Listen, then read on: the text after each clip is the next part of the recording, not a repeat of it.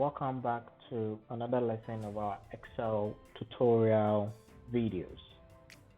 Today I'll be focusing on the File tab, and we've been able to go through the home, we've done insert, we've also gone through page layout, we've also gone through review, we've done view. So left with formulas in data. So I'll leave the formulas for last because we have a lot of formulas we need to discuss under this particular tab. So let me just finish with the File tab, then we'll proceed to look at data, then we conclude with formulas, and the rest will be the preparation towards getting you certified, where you get a certificate from Microsoft. That is if you want to take the exam. It's not difficult if you really take your time to go through all that I've been teaching and be doing all the practice exercises I make available in the classroom. Okay, so let's get down to business.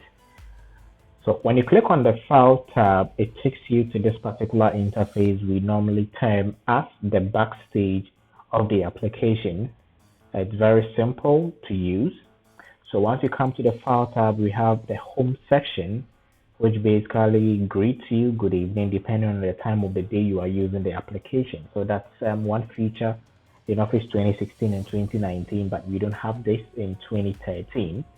So over here are just some sample templates, and I explained in the introductory lesson that templates are more or less predefined workbooks, which you just adapt, edit it, and you make it your own. So if you don't want to start from scratch, you can make use of these templates.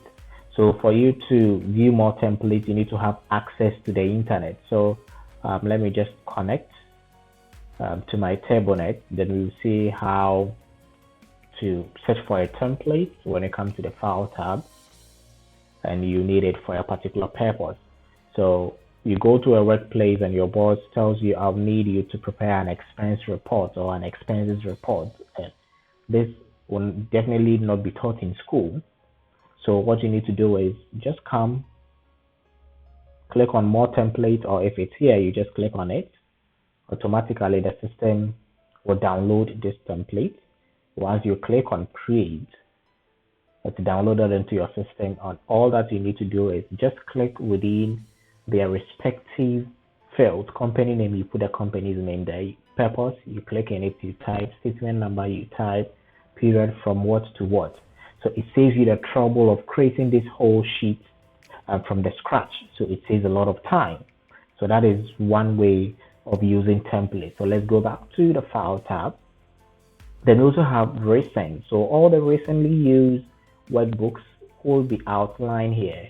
So 10 minutes ago, 9 hours ago. So it will give you the time and when it was used. So if you want more workbooks, you click, it opens another interface. So I want you to explore those options after you finish watching this particular tutorial. Then we have what pinned. So there are certain workbooks I work on frequently, so I don't want it to disappear. So once you pin them, it will always be available for you to use. So I need not to navigate to my Drive D folder, go to Fix, go to workbooks before I get my operations worksheet. So if I come to maybe Drive D, look at the time it's taking. Then I look for this PC. So once this PC opens, I have to go and look for Drive D. And this is taking a lot of time. Then I'll need to go and look for Fit folder. Then I'll come to account. Then where is it? It's not even here. So I'll need to go to workbooks. So workbooks, then I'll come and find my operations worksheet. And this took more than 2 minutes. So if you've pinned these items, it saves you the time of searching on your system for this particular workbook to work on. Okay, so I'll come to recent. So basically that's what the home offers. Then we have what new. So the new section would definitely take you to if you want to create a new blank workbook or a template which are covered. So whatever template you're looking for and you can't really get a hold of it at this particular section, you can type. So I'm looking for a template for a calendar. I want to create a calendar. Then I search. You hit enter, the system will just go online. look for sample calendars, then you just pick one of them and use it. You need not to create it from the scratch. You have to be smart about it. So it's not everything that you create from scratch. We want efficiency, we want productivity. So if you want this particular template, this looks nice, you click on it, just same as usual what I did. Then you click on what creates. It's downloaded and it's created for you. So phases of the moon 20 whatever, boom, just like that. So it's as simple as that.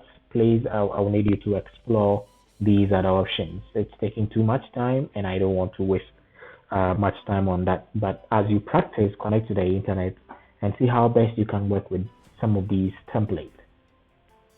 Oh, this is slowing me down, but I guess I have to wait and see what happens. Okay, so we just have to wait. We just have to wait. So whilst we wait, please, if you have issues with the lessons that I've recorded prior to this, you just need to let me know. Then we connect on Zoom and I'll help you understand it. So this is as simple as that. So if I'm to create this, I will take a lot of time.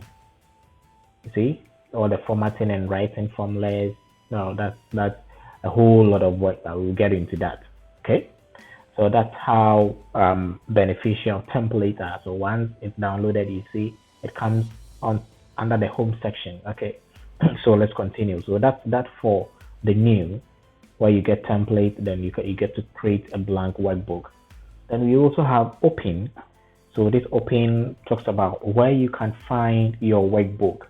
So we have recently used workbooks, which is here.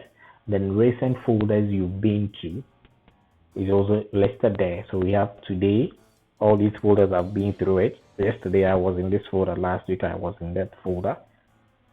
So as you go through older, then all these are folders I've been to. So if you come to my system and you are not supposed to go to a particular folder, you go in there and you think you can lie about it, the system is tracking you. Good. Then we come to this PC. So this PC, what do you want to do? Do you want to go to my documents? Do you want to go to already existing folders on your system? So if that's not the case, you can click on document, then it opens a dialog box and you can navigate within your document folder and look for whatever workbook you want to work with. Then you can actually browse. It opens that same dialog box. So if you have a pen drive inserted and you want the workbook from that pen drive to open, the pen drive will be listed here. If it is on your desktop, you go to your desktop, you look for the workbook, you open and you work with it. So irrespective of wherever your workbook is, you can actually browse and go get it. If you don't know, if you don't have it listed on your recently used workbooks, you have to browse and go get it. So that is that for the open. And as you explore these options, you come across practice exercises which will lead you to come to the file tab, which takes you to the backstage of the application. Then we also have info. So the info basically talks about your worksheet, the date it was created, the date it was last modified. So I started creating or working on, okay, this is actually a template which we downloaded. That is Phase of the Moon calendar. It was created in 2019, which was December 4th. No, this is, okay, 12, 18. Okay, so this is June, February, March, April 12th, 2019. That is when this particular template was created. So related people, so that is my username, last modified by, I've not even modified or make changes to it. The size is not saved yet. You can add a title. So all these are properties. And within the Microsoft exam, you are required to come and make changes to some of these properties. So you need to understand that you need to navigate to info, then you come and do justice to that. So if whatever is being asked of you is not listed here, you need to click on show all properties. Then it all comes up. Okay, company we are dealing with, what are the key points? So once you add these specific properties or categories, it helps with the indexing so that when you are searching for the workbook with such specific keywords or tags, you easily get to it in no time. Then we also have protect workbook. So if you want to encrypt with a password, protect the current worksheet, which I talked about under the review tab. You can also protect workbook structure. So all of these were found under the review tab. Then you can also restrict access. That is when you connect to Right Management Service and get to a template. Then you can also add a digital signature. Then you can also mark as final so that anybody receiving the workbook will know that, okay, this is the final work and we don't need to make changes. So if it's about encrypting with password, once you encrypt with password, whenever you open this particular workbook, it will request for the password. So if I click on encrypt with password, okay, what is the password? I'll just type ASDF. Okay, ASDF. Okay, so it's been encrypted with password. So anytime I open this workbook, it will request for the password before I will be able to see the content of it. I'll go back and I'll click on it to unencrypt or decrypt. Yeah, decrypt is the appropriate word. So encrypt, enter the contents. Okay, I don't want to encrypt. I'll delete a password. Then it's gone. Good. Then we can also check for issues where you inspect the workbook. So when you are presenting this particular workbook for maybe on the internet, you need to inspect the document and make sure that certain hidden properties or personal information are not attached to this particular workbook you're working on. So I'll definitely give you access to practice test materials, which will take you through these individual tasks. And you also need to check for accessibility and check for compatibility. So as you watch this video, I will need you to click. Once you click, it comes, then you go through the processes to see what is there, but I will need to save it first. Okay, so let me just save it before I can. Okay, so let's see, it's saving. Good. So once you're inspecting the document for all of these issues. So after inspecting, the system will come up with what it thinks are problems that needs to be solved. So this will take a while. So let's just give it some few minutes. Good. So it has identified that there are certain document properties that contains your personal information and we don't really need to publish that. Then we have macros, forms, ActiveX control. We don't need that. So if you don't need that, you just click on remove all. Then hidden worksheet. Number of hidden worksheets found is what? 14. So there are certain worksheets in here which are hidden. So do you want to remove it? So you close it. Let's check. All right, click OK. But I don't see any hidden, or because of the VBA that they have in there. So that's perfectly fine. So they use some codes to get this particular calendar. So basically that is how you inspect your workbook. Then you can also manage your workbook where you can recover unsaved workbooks. So once you click, it takes you to the folder. Okay, all of these are automatically saved by the system. So if you want to recover, you click, then you come back to the previously saved file. I'll go back to file. I'll come to info again. Then we have browser view options. So pick what users can see when this workbook is viewed on the web.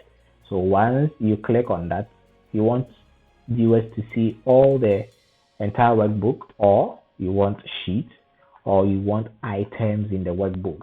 So I want users to only see January. That's it. When I publish on the internet, that is what I want users to see.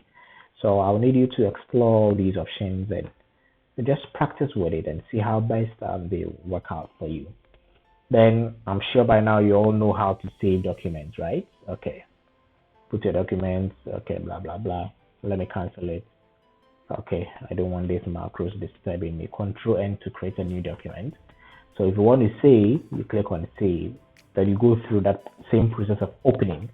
So you need to browse to the location where you think you want to save this particular workbook. So you can browse this PC. So if you have any recent folder you think you want to save the workbook into, you can do that. If none of the folders you are looking at saving into is not here, then you just click on browse, you go ahead, then you save. So let me talk about the differences between save and save as. So whenever you are saving a document for the first time, you can use save or you can use save as. But as you continuously work on the document, any updates you make, you don't use save as, you use save just to update the changes that you've made to the document. But you come back to use save as when you want to change the file name. So note the difference. So that is that. Then we have what history. I currently don't have any history for this particular workbook, so you won't see it. But if you happen to work, I'll need you to explore that particular option. Then we have another feature, which is what print. So if you want to print, okay, we didn't find anything because I don't have any content. So when printing, the number of copies, you can set the number of copies you want to print. So let me go pick a particular workbook which actually has some content. Okay, so I come to print. There should be some content for me to print. Yeah. So I have something like this. Okay. So we have this to print. So we can print using my default printer.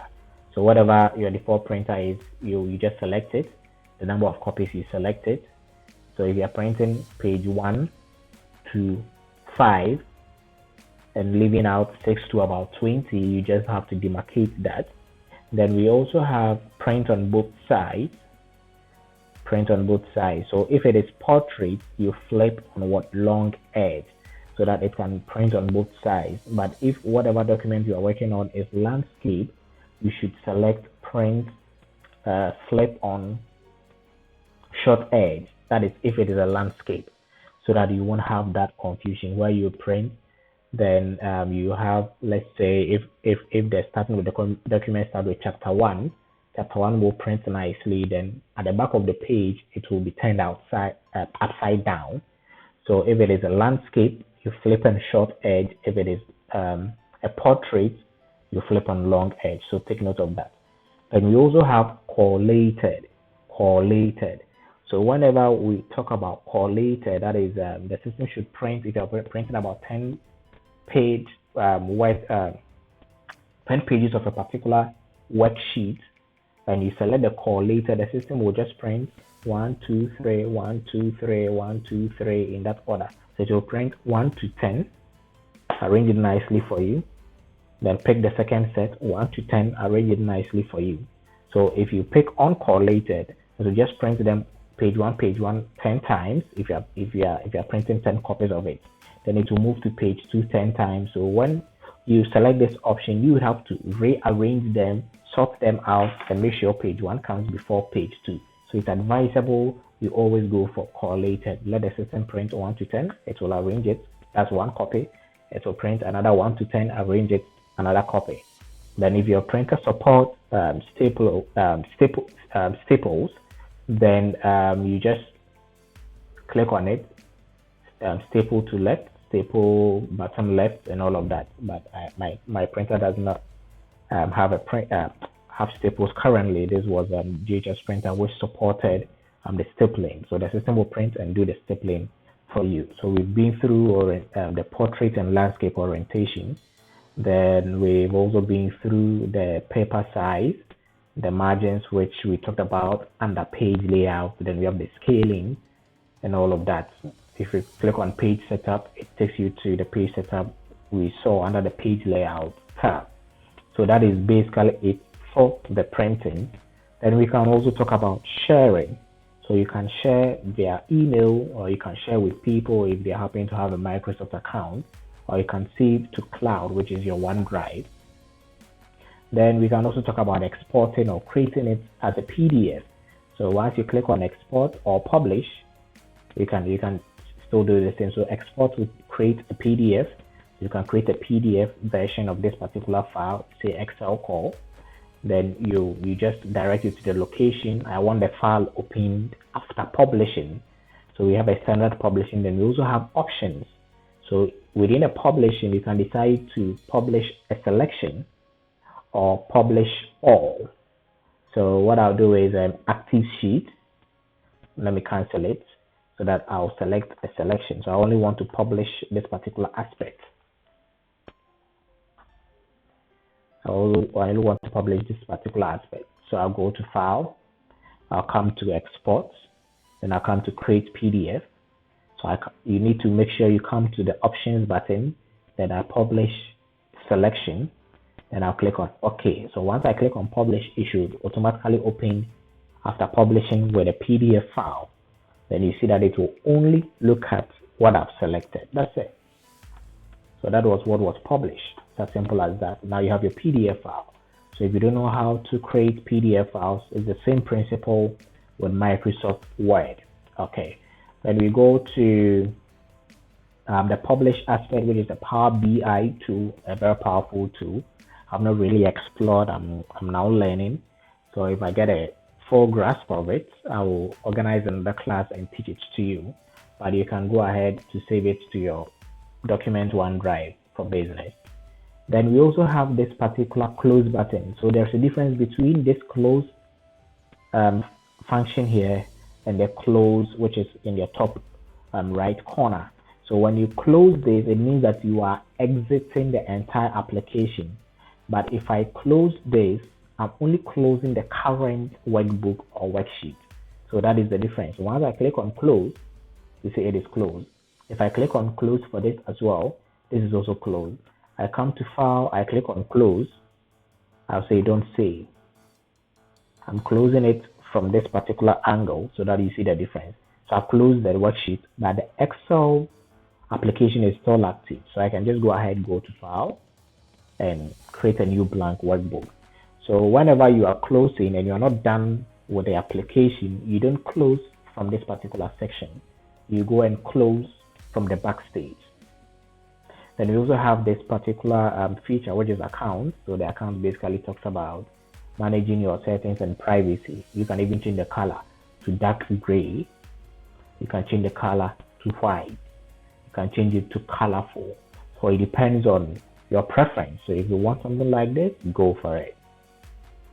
Then we have feedback. I like something, I don't like something, I have a suggestion. Then we have what? Options. So I'll talk about options in another video where I take my time to explain what it means to come to these various areas. And I don't want to go beyond 25 minutes. And I think I've talked extensively on this particular file tab. So I believe the practice exercises within the classroom, please make sure you work on those practice exercises. So let me open it, Excel call review. I think it's about, what's the total? Let me go down. So that's about 11. So as you go through these tasks, it will help you explore the various options. Then just get in touch with me if you're having issues. But I'll still continue with the file tab and explain the options bit of it for you to understand. So I really appreciate the time and keep practicing whilst I prepare you to get the skills required for jobs and also get a skill set required to be a Microsoft Office specialist in Excel.